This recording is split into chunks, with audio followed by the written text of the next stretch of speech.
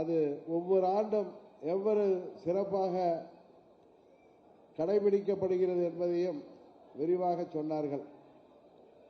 இங்கே தமிழ்நாட்டிலே ஆளுகின்ற திமுக அதன் தலைவர் திரு ஸ்டாலின் அவர்கள் அவர் மாத்திரம்தான் ஏதோ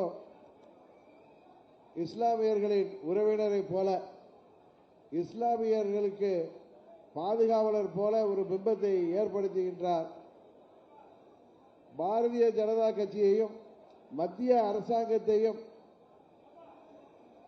இஸ்லாமிய சகோதரர்களிடம் சொல்லி அவர்கள் ஏதோ இஸ்லாமியர்களுக்கு எதிராக மத்தியிலே ஆளுகின்ற பாரதிய ஜனதா கட்சி இருப்பது போல ஒரு பொய்யான பிரச்சாரத்தை தொடர்ந்து செய்து வருகிறார்கள் திரு ஸ்டாலின் அவர்களும்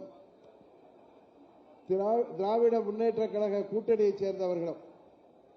ஆனால் இங்கே வருகை புரிந்திருக்கின்றோம் சரி, தமிழ்நாட்டிலே வாழ்கின்ற இஸ்லாமிய சொந்தங்கள் ஒன்றை நினைத்து பார்க்க வேண்டும். 99 பாரதிய ஜனதா கூட்டணியிலே மத்தியிலே ஆட்சியிலே அங்கம் வகித்தவர்கள் தான் திராவிட முன்னேற்ற கழகத்தைச் சேர்ந்தவர்கள். அவர்கள் அங்கே அமைச்சர்களாக இருந்தவர்கள்.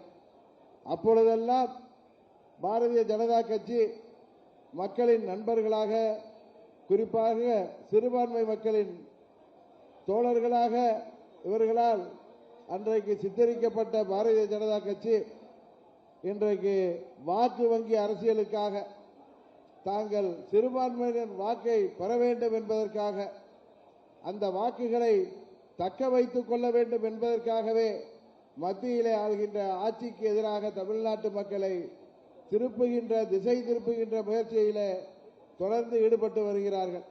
அது மும்மொழி கொள்கையாக இருக்கட்டும், சிறுபான்மைக்கு எதிரான எந்த ஒரு திட்டத்தையும், குறிப்பாக தமிழ்நாட்டிலே வாழ்கின்ற மக்களுக்கு எதிராக எந்த ஒரு சட்டத்தையும் திட்டத்தையும் பாரதிய ஜனதா கட்சி கொண்டு வரவில்லை என்பதை அனைவரும் உணர்ந்து வருகிறார்கள்.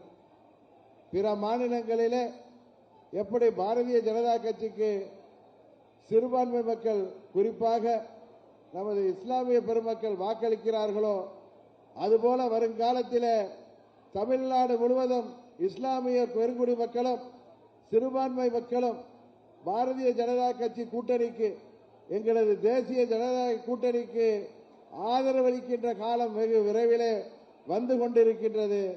26 சட்டமன்ற பொதுத் தேர்தல் ஒரு திருப்புமுனையாக அமையும். அதிலே தேசிய ஜனநாயக கூட்டணி மாபெரும் வெற்றி பெற்று அனைத்து மக்களுக்குமான ஒரு மக்களாட்சியை தமிழ்நாட்டிலே உறுதியாக தருவோம் என்று இந்த நேரத்தில் சொல்லிக்கொண்டு, எனக்கு முன்னால் பேசிய அருமை சகோதரர் ஏசிஎஸ் அவர்கள் சொன்னார்கள், அண்ணாமலை என்றால் நெருப்பு என்று.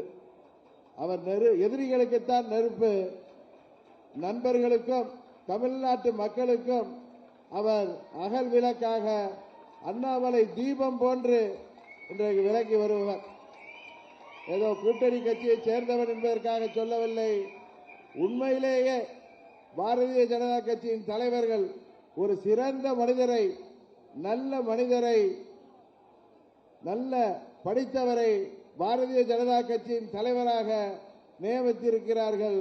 இன்றைக்கு திமுக அண்ணாமலை என்றாலே நடுங்குகின்ற அளவிற்கு அவர் செயல்பாடுகள் இருந்து வருகிறது. தொடர்ந்து அவரது செயல்பாடுகள் இருக்கும்.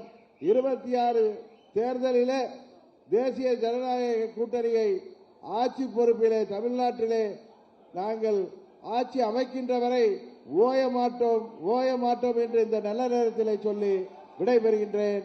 நன்றி, வணக்கம். நன்றி சார். அடுத்து